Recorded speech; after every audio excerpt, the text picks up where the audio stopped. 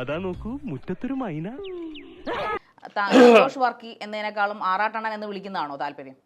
എനിക്ക് സന്തോഷ് വർക്കി രണ്ടും കുഴപ്പമില്ല. What nonsense you are talking? തനിക്ക് എന്താണ് പറ്റിയത്? താങ്കൾ ഫിലോസഫിയിൽ എംഫിൽ ചെയ്യുന്ന ഒരാളാണ്, PhD ചെയ്യുന്ന ഒരാളാണ്, അതോടൊപ്പം തന്നെ എഞ്ചിനീയർ ആണ്. ഇല്ലാത്ത കാര്യങ്ങൾ പുകഴ്ത്തി പറയണമെന്ന് എന്നോട് പറയാൻ പറഞ്ഞു.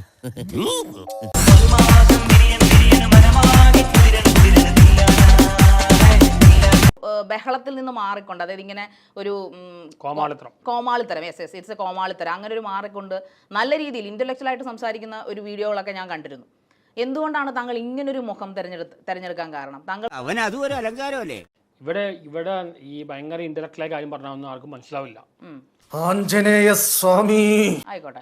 അതുകൊണ്ട് അത് മാത്രം പറഞ്ഞു കഴിഞ്ഞാൽ എന്റെ റീച്ച് പോകും. കൊള്ളാം, നന്നായി. ഇതുപോലൊരു മണ്ടത്തരം ഇനി ലോകത്തൊരുത്തനും പറ്റാനില്ല. അതായത് ആർട്ടിസ്റ്റുകളോട്, പ്രത്യേകിച്ച് ഫീമെയിൽ ആർട്ടിസ്റ്റുകളോട് പ്രണയം തോന്നുക, അത് പച്ചയ്ക്ക് തന്നെ വിളിച്ചു പറയുക, അത് എന്തുകൊണ്ടാണ് അങ്ങനെ ഒരു ഇത്? അവർക്ക് താല്പര്യമില്ലെന്ന് പറഞ്ഞിട്ടും കാണുമ്പോൾ ഇടിച്ചു കയറി ചെല്ലുക, അതൊക്കെ ഒരു നല്ല ഇന്റലക്ച്വൽ അല്ല, ഒരു സാധാരണ ഇച്ചിരിയൊക്കെ ഒരു എന്താ പറയുന്നത്, ഇച്ചിരി ഒരു അഭിമാന ബോധമുള്ള ഒരാൾക്ക് ചെയ്യാൻ പറ്റുന്ന എന്തോ കുത്തി പറയുന്ന പോലെ എനിക്ക് ഫീൽ ചെയ്യുന്നുണ്ട് കേട്ടോ. കുത്തിയില്ലല്ലോ, കുത്താൻ പോണല്ലേ ഉള്ളൂ. ഇപ്പൊ നമ്മളിപ്പോ ഒരു ആർട്ടിസ്റ്റ് വേറെ ആളോട് സംസാരിച്ചുകൊണ്ടിരിക്കുകയായി, അപ്പൊ ഞാൻ അവിടെ വെയിറ്റ് ചെയ്യും അവർ അത് കഴിഞ്ഞ് ഫ്രീ ആവാൻ വേണ്ടി. അത് മീഡിയക്കാർ എടുത്തിടുന്നത് ഞാൻ എന്തോ വായ നോക്കിക്കൊണ്ടിരിക്കുകയാണ്. ഞാൻ അവിടെ വായ നോക്കല്ല, വെയിറ്റ് ചെയ്യാണ്. ഞാൻ അവിടെ വായ നോക്കല്ല. ആക്കല്ലേ, തൊഴിൽ രഹിതരെ ആക്കല്ലേ, ഇത് മനഃപൂർവ്വമാണ്. മീഡിയ മാനിപ്പുലേറ്റ് ചെയ്യുന്നതുകൊണ്ടാണോ ഇതൊക്കെ വളച്ചൊടിക്കപ്പെടുന്നത്? താങ്കൾ ഇതൊന്നും പറഞ്ഞു? ഒരുപാട് വളച്ചൊടിച്ചിട്ടുണ്ട്. ഞാൻ പറയാത്ത പല കാര്യവും നമ്മൾ ഒരിക്കലും ഉദ്ദേശിക്കാത്ത കാര്യങ്ങളെല്ലാം പറഞ്ഞിട്ടുണ്ട്. അല്ലെങ്കിൽ പിള്ളേച്ചൻ നുണ പറയുന്നതായിരിക്കും. ഈ നിത്യാമേനന്റെ കേസ് തന്നെ കുറച്ച് നാൾ മുമ്പുള്ള കേസാണെങ്കിലും ക്ലോസ് ചാപ്റ്ററാണ്. താങ്കൾ ഇപ്പൊ കുറച്ച് ഷോർട്ട് ഫിലിംസിലൊക്കെ അഭിനയിച്ചല്ലോ.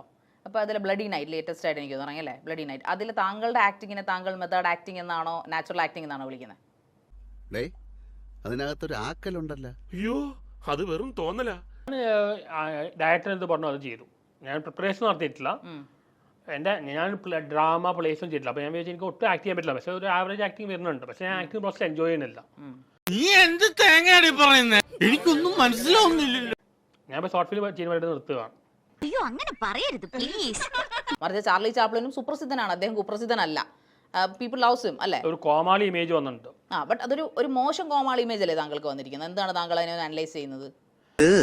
ഉത്തരം പറ. അത് നീ ഇപ്പൊ ചോദിച്ചതേ ഒരു ആദ്യം ഊണ ആൻസറാ. അത് എനിക്ക് തോന്നുന്നു ഞാൻ വേറൊരു സ്ഥലത്താണ് ഇത്രയും വൈറലായെങ്കിൽ ഒരു ഇന്റലക്ച്വലായി മാറിയെന്ന്. ഇവിടുത്തെ ആളുകളുടെ ഒരു മനഃസ്ഥിതിയാണ്, അവരാരും അംഗീകരിക്കില്ല. തളരരുത് രാമൻകുട്ടി, തളരരുത്. കലാകാരനല്ലാത്തവരെ സമൂഹം അംഗീകരിക്കില്ല. നീ സമാധാനിക്ക്. ഓ അത് ശരി. അപ്പൊ മലയാളികളുടെ കുഴപ്പം തന്നെയാണ്. കുറെയല്ല മലയാളികളുടെ കുഴപ്പമാണ്. വേറെ സ്ഥലത്താണ് ഞാൻ ഇത്രയും വൈറലായെങ്കിൽ ഒരു ഇന്റലക്ച്വൽ സെലിബ്രിറ്റിയായി മാറിയെന്ന്. ഇവിടുത്തെ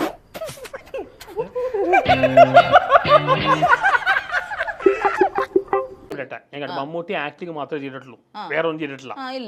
പക്ഷെ ജോൺ പാട്ട് പാടിയിട്ടില്ല. അതല്ലേ വേറെ ചെറുതായിട്ട് പുള്ളിക്ക് ഒരുപാട് ലിമിറ്റേഷൻ. പാട്ട് പാടാനോ ഡാൻസ് കളിക്കാനോ പുള്ളിക്ക് പറ്റില്ല.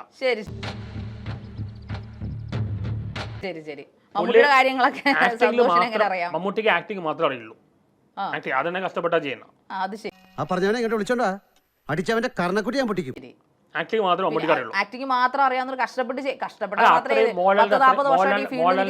മോഹൻലാലിന്റെ അത്രയും ടാലന്റഡ് എനിക്ക് തോന്നിയിട്ടില്ല. ടാലന്റഡ് തോന്നിയിട്ടില്ല മമ്മൂട്ടി. ടാലന്റഡ് അല്ല.